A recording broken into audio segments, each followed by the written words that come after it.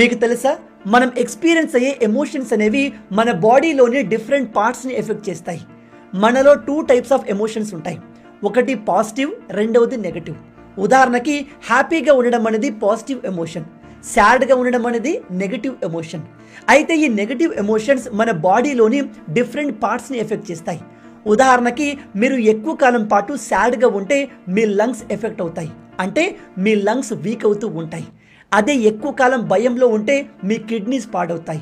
And మీరు ప్రతిసారి కోపంలో ఉంటే మీ లివర్ డ్యామేజ్ అవుతుంది. అండ్ మీరు ఎప్పుడూ వర్రీ అవుతూ యాంగ్షియస్లో ఉంటే మీ స్ప్లీన్ ఎఫెక్ట్ అవుతుంది. కాబట్టి ఈ నెగటివ్ ఎమోషన్స్ని ఎక్కువ కాలం పాటు మీ మైండ్లో క్యారీ చేయకండి. ఆల్వేస్ పాజిటివ్ ఎమోషన్లో ఉండే ప్రయత్నం చేయండి. ఉదాహరణకి మీరు ఎక్కువ హ్యాపీగా ఉంటే మీ హార్ట్ హెల్దీగా ఉంటుంది. ఓవరాల్గా చెప్పేది ఏమిటంటే, మన ఎమోషన్స్ అనేవి చాలా పవర్ఫుల్. అవి మన బాడీని హీల్ చేయగలవు, నాశనం కూడా చేయగలవు. మీలో ఎంతమంది ఈ విషయాన్ని కొత్తగా తెలుసుకుంటున్నారు? కింద కామెంట్లో చెప్పండి.